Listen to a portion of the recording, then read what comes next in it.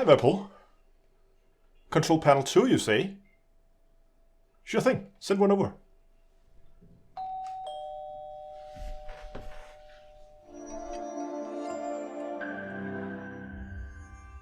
Hello ladies and gentlemen, and welcome to another review with Astronomy. So, Virpil Control Panel 2 has arrived. I've been testing it, and today we're going to give it a review.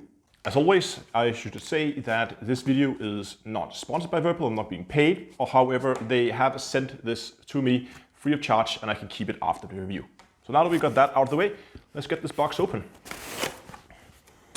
So, bubble wrap. I should have said, of course, I've been using this for quite a while now just to test it out. But we have the device itself, of course. We have a bunch of cables. We're going to come back to those in a second. And then we have this little envelope, which some of you may already know what it is, but we're going to come back to that as well. I'm going to start with a quick physical tour of the device. Up here on the top, we have 4 momentary push buttons. Again, that very satisfying click. We have 2 security switches here, which are under these little covers. They are two-way hats. That means when you activate them in one direction, and when you close the covers, they're activated in the opposite direction. So you can actually have your game do something when you lift up these covers simply by the fact that they activate the buttons when they're closed. Then we have 2 little switches here, go side to side. These also are either activated one button here, or activate another button there. So we have 2 tuning dials, or 3 tuning dials here, I should say. 1, 2, 3. And they have little trim on them, so you can basically trim your pitch and roll. And they also have push functionality on each of them if you want to confirm. Then we have 6 more push buttons here. You can see this one is different. I'm going to come back to that now in a second. Similar to these one up here. And then we have 6 two-way hats here, and again these are guarded here on either side with these guards that they've been using on the other devices, and these are like nice rounded perfect height so that you can easily activate the switches, but you don't accidentally spill over and activate another switch that you didn't want to. So these very nice, and again these are also two-way. Now you can see one of these are different, and this actually comes down to this envelope that I have here. In this envelope is 3 arcs or sheets with all these little they're not really stickers, but they're like inserts. And what you can do is you can take these caps off and you can insert these to whatever fits your fancy. There's everything that are more dedicated towards flight sim. There's also quite a few here that fits very well for something like Elite. Now, the only thing I really haven't mentioned yet is this lever here. This is a landing gear lever, as it says right here on the shroud around it. It can be in 3 different states. It can be here in the off position, it can be in up or in down position. And then there's this little panel here in between all the different buttons and dials with 7 LEDs on. And this is, in my mind, probably the coolest feature of this whole device, this little panel here. And we're going to come back to that in a second, but I just need to get this plugged in first so you can see this properly. The rest of the device, of course, we have the legs here on the side that are just screwed in, so you can take these out if you want to mount it with the mounting holes here in the back. So if you want to mount this up in a rig somewhere, you can do that. Just remove the legs, mount it there, and you're good to go. Around the back of the device, we have 2 plugs where you can put in cables.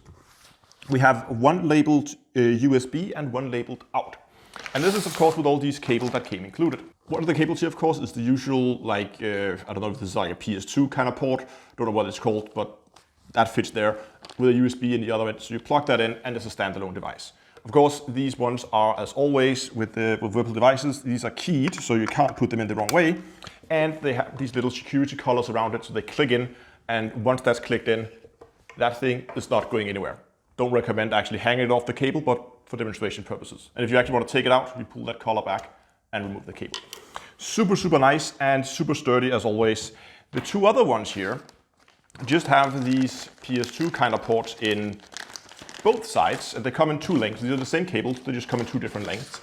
And with this, if you have something like the Virpil CM2 throttle, you will know that you up the back here have an AUX port. And what you can do is you can take one of these cables, one into the AUX, one into the output port, and then these will function as one device. So you can basically daisy chain these, and then of course you just put the USB cable in here, connect that to your computer, and now these, from the computer's point of view, function as one single device, just reducing cable clutter. Super nice feature, always love that. Now I just got the device plugged in here. You can see all the different lights are now on. We have the buttons here, of course, fully customizable. You can pick whatever color, whatever brightness you want. That is super, super easy. And then there's this panel here. And this little panel here might not seem like much, but that thing there is going to change what you can do with your Virpil devices. Not just this one, but any Virpil devices that you have right now. This is super, super cool. I cannot stress how cool this is. So what it has is just like an info of a little like plane. There are like 3 LEDs around that you could use for landing gear. There's a little main one there in the middle, and then there are 3 back here that could indicate like engine 1, 2, 3 if you're, for instance, flying with flight sims. What we can also do is what I've done here is I've set up different state modes in it, and depending on the state modes, these LEDs will change color. So if I lower my landing gear, the LEDs here change green. Pretty cool. And again, this is fully customizable. This is something that I decided to set up this way. And similar here, let's say this one was deploying your weapons. So right now you might have retracted weapons, deploy your weapons, and the little LED in the middle turns red because now your weapons are deployed. Super cool. But these just look at the different states of the keys here, or the inputs, and then change the colors accordingly. And this is fine, but very limited. Now the reason why this little thing here is going to change all Virpil devices in the future is because they're working on a piece of software that's going to come with their software bundle. It's called the VPC Link software, I think. It's currently being beta tested.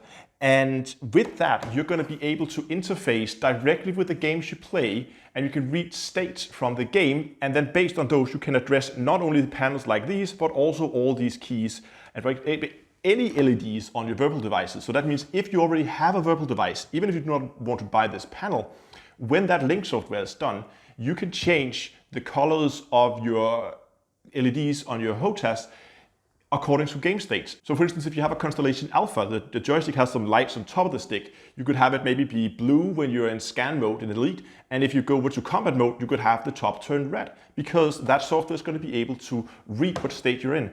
And similar with these landing gear, we know in Elite that from when you deploy your landing gear to when they're actually deployed, these can change color. Maybe you wanted these to go, well, when you activate your landing gear, they go from red to yellow, and when the landing gear is fully deployed, they go green. So you can see whether your landing gear is in process of being deployed or if they're fully deployed, all that thing. Super, super cool. And again, also similarly, you can also make this LED change color, of course, based on your weapon states, based on whatever you want to, and hook that up with in-game states. And for the keys like these that lights up, that could also be something like it could read. Let's say that I had a key here for FA off, for toggling FA off. It could then read that state from within the game, and where FA off was on, then it would light up red. And if I turned it off, it would turn the key off or turn a different color, change the brightness, do whatever you want with it. Even if you're not interested in a control panel like this, your existing Virpil device is going to get that additional functionality in the future when this software comes out. And this is why I think this is so super, super cool. However, there is one little thing that I would like to see improve on this. This is actually this handle up here. Now, while the construction of it is perfect, it's that this little rod is metal, the whole assembly down here that moves it is a metal assembly as well. So this is going to be perfect in terms of longevity. The shroud here is plastic, the top here is plastic. That's fine, no complaints there. What I would have liked to see change though is the fact that I can see down here means dust and other things is going to begin to assemble inside this, and this is going to be a nightmare to clean, I think, if you ever want to. So I would have liked to see some kind of, you know, you can get these like rough like hair kind of things you use them also for like arrow guides or stuff like that with on more modern bows, stuff like that. Have something here that would protect this area so that we don't get like dust and other things fall into the device down there. I don't know how that's going to work in a longer period of time. If this very smooth action as it has now, how that would work, or we would have to take this apart to lubricate it over time. I don't know, but I just feel like having this a little bit more protected would have been a nice addition. Now, when this Virpil Link software comes out of beta and is fully released, I will definitely go and take a look at it, because I think we could do some pretty cool stuff with it, and maybe I'll do a guide for it. So if you want to figure out how all that works, then do stay tuned to the channel by hitting the subscribe button. Now I will of course be posting a link in the description where you can go and check this out or any other Virpil devices. I have plenty of reviews on the channel, so if maybe this layout is not exactly what you're looking for, maybe check out the control panel one, maybe check out my CM3 throttle review. There's plenty of stuff to look at. But that's gonna be it for today. Thanks so much for watching. I hope you enjoyed it. If you did, give a like, subscribe, and until next time, I'll see you guys in space.